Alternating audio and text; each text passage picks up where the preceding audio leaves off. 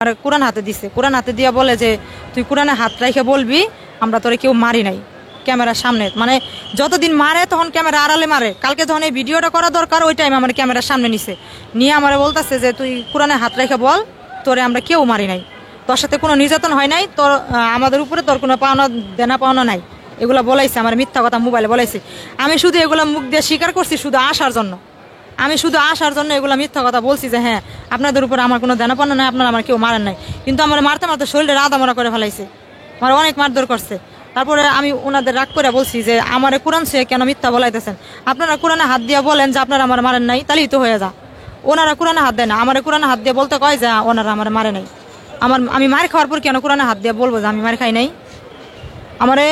তারপরে আরেকটা কথা বলছে যে তুই দেশে যাওয়ার পরে এগুলা যদি কোনো ঝামেলা করস কারোর সাথে আইনিভাবে কোনো পদক্ষেপ নিতে চাস, কিংবা সৌদির অফিসের উপরে কিংবা বাংলাদেশ লেবার এশিয়ার উপরে যদি কোনো কোনো ধরনের কোনো কিছু করতে চাস, তাহলে আমরা এই ভিডিও আমরা অফিসে পাঠাই দিব, তোর কোনো কাজে লাগবে না ওগুলা। এই কাজটি করছে আমি না এই বাংলাদেশ অফিস থেকে বলছে, বলার পরে ওনারা এগুলো এখান থেকে না বললে উনি কেন করায় এগুলা। কামরুলের কথায় আমার পিটাইছে, ইচ্ছা মতো পিটাইছে, আমার অনেক অনেক অত্যাচার করছে আমার উপরে। পায়ের উপরে জুতা পা দিয়ে দৌড়ে থাকছে, জুতা দিয়ে কানের মধ্যে ইচ্ছা মতো পিটাইছে, আমার কান দিয়ে এখনো পানি পড়ে, কান দিয়ে আমার অনেক ব্যথা করে, রাতে একাতে ঘুমাইতে পারি না, আমার বাম কান সমস্যা হয়ে গেছে। তারপরে এখন কামরুলে বলছে যে ওরা এমনভাবে ভিডিও বানায় রাখবা যাতে করে ও দেশে এসে আমাদের উপরে কোনো প্রতিশোধ নিতে না পারে। ও ভিডিওর মধ্যে আমার মিথ্যা কথা বলাইছে যে তোমারে আমরা কোনো অত্যাচার করি নাই, তোমার কোনো বেতন পাওনা নাই, তোমার অফিসে এসে কোনো অসুস্থতা হও নাই, তুমি দেশে থাকতে অসুস্থ ছিলা, এগুলো বিভিন্ন মিথ্যা কথা আমাদের উনি বলাইছে যে আমাদের উপরে কোনো তোমার দাবি দাবা নাই। এগুলা সমস্ত কিছু বলাইয়া তারপরে উনি ভিডিও বানায় রাখছে যাতে আমি দেশে এসে কিছু করতে না পারি। ঠিক আছে, তো এম্বাসি লোক যখন আসছিল আমার সাথে সৌদিয়ান রাসিন অফিসে দেখা করার জন্য, তখন উনি স্যার সব কিছু শুনছে যে কে কে আমার মারছে। আমি নাম সহকারে লোক দেখাই দিছি, স্যারের কাছে 3 জনে অস্বীকার গেছে, কয় আমি ওনারে মারিও নাই ধরিও নাই, তোমারে যে আমরা মারছি এটার প্রমাণ কই। তো ওরা ক্যামেরার সামনে আমার মারে না, ক্যামেরা আড়ালে নিয়ে মারে, তাহলে প্রমাণটা কিভাবে থাকবো? আমার তো ক্যামেরার সামনে ওরা মারে নাই, ওরা আমার মারছে ক্যামেরার বাহিরে মারধর করে আমার শরীরের পচায় ফেলাইছে এখন। তারপরে আর মিথ্যা কথা বলছে, এম্বাসির আবদুল্লাহ স্যার গেছিল, আবদুল্লাহ স্যারের কাছে বলছে আমরা কেউ ওরে মারি নাই, একদম ডাইরেক্ট অস্বীকার গেছে। অথচ সৌদিয়ান পুরুষ সহকারে আমার কপালে 3-4টা ঘুষি মারছে, তারপরে কলম দিয়ে আমার পিঠে গুতা মারছে, কলমের হেড খুইলা, এগুলো সব অস্বীকার গেছে, একটা কথাও ওনারা স্বীকার আসে নাই। আমি না বলছে হারাম আমি ওরে মারি নাই, কসম করছে আমি ওরে মারি নাই। অথচ ওরা আমিনার পার্সোনাল রুমে নিয়া ওই সৌদিয়ান মহিলা ফাইজা আর আমি না 2 জনে মিলা আমার ইচ্ছা মতো মাটিতে ফালাই আমার পিটাইছে, আমার চুল হাতের মধ্যে পেঁচায়, পাকার মধ্যে আমার মাথা অনেক বাইরাইছে, অনেক কিছুই আমার অনেক অত্যাচার করছে আমার শরীরের উপরে। কিন্তু ওরা এখন সব অস্বীকার যাইতেছে, একটা কথাই বলে যে তোমারে যদি এখন তুমি যদি পুলিশের কাছে যাও কিংবা আইনি কোনো আশ্রয় নিতে চাও তাহলে তোমার প্রমাণ চাইবো, তুমি প্রমাণ কিভাবে দিবা, তোমার কাছে কোনো প্রমাণ নাই। তো আমি বলছি হ্যাঁ আমার কাছে কোনো প্রমাণ নাই, ঠিক আছে, কিন্তু আমার মারধর করছে এটা তো সত্য। তো ওনারা অস্বীকার করছে, কিন্তু এম্বাসি স্যার বিশ্বাস করছে যে আমারে ওনারা অনেক অত্যাচার করছে।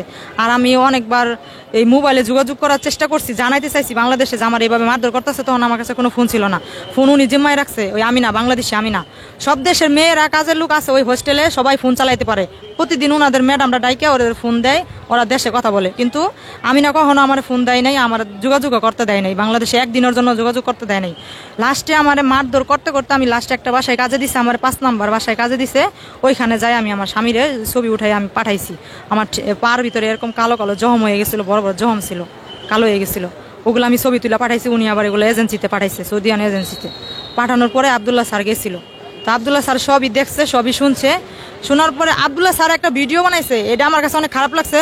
আবদুল্লাহ স্যার আমরা জিজ্ঞেস করছে যে তোমার যে মারছে এইভাবে মারধর করছে, তোমার কাছে কোনো প্রমাণ আছে? আমি বলছি যে না কোনো প্রমাণ নাই, আমার ক্যামেরার সামনে মারে নাই, তাহলে প্রমাণটা কিভাবে থাকবো? আমার কাছে ফোনও ছিল না যে আমি ভিডিও করে রাখবো, আমি কোনো ভিডিও করতে পারি নাই। তো উনি বলছে তাইলে তুমি কি করতে চাও? আমি বলছি আমি দেশে যেতে চাই, আমি অসুস্থ, আমি কাজ করার উপযুক্ত না। তখন ও বলছে ঠিক আছে 2 দিনের ভিতরে তোমার টিকিট কাটা হবে। এই কথা আমার আবদুল্লাহ স্যার বইলা গেছে, আর ওনাদের সৌদিয়ান গো বইলা গেছে যে ওনারা 2 দিনের ভিতরে আপনারা টিকিটের ব্যবস্থা করে দিবেন।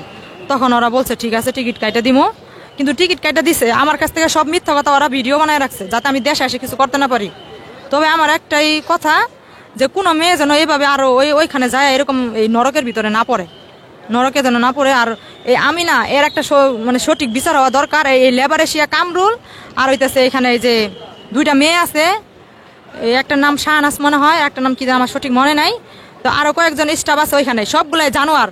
এই জানোয়ারের কারণে ওখানে বাঙালিরা নির্যাতন হয়। এরা ফোন দিয়ে এনে বইলা দেয়, কঠিন ভাবে বলে আমিনার কাছে, আমিনা ওইখান থেকে মারধর করে।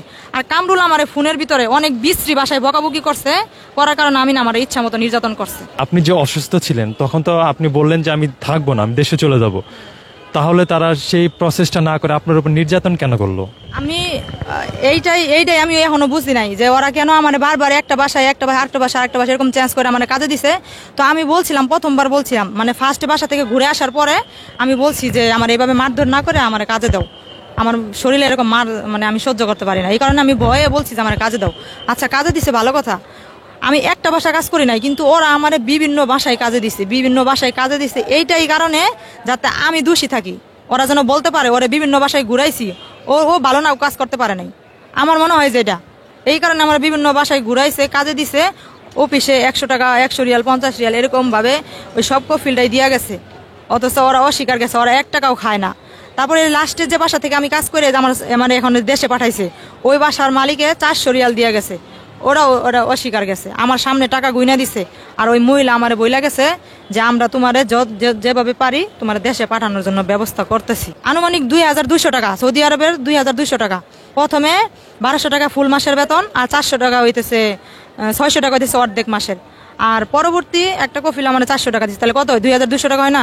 2200 টাকা। ওরা কি সব টিকিট কাটতে লাগছে? লাগে নাই, আমার একটা পয়সা হাতে দেয় নাই। লেবার এশিয়া হইতেছে আপনার নয়াপল্টনে হুমায়রা গার্ডেন, আমি এটা জানি। ওই লেবার এশিয়ার সবার নাম্বার মোটামুটি আমার কাছে আছে।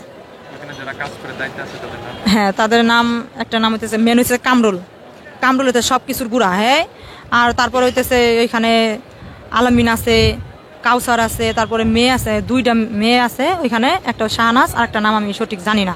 স্বামী অনেক দৌড়াদৌড়ি করছে, প্রবাসী কল্যাণে গেছে, ওইখানে অভিযোগ দিছে, র্যাবের কাছে অভিযোগ দিছে, সব জায়গায় অভিযোগ দেওয়ার কারণে আমার স্বামী অনেক দৌড়াদৌড়ি করার কারণে আজকে আমি যেভাবে হোক আপনাদের মাধ্যমে হোক সবার সহযোগিতায় আমি আসতে পারছি।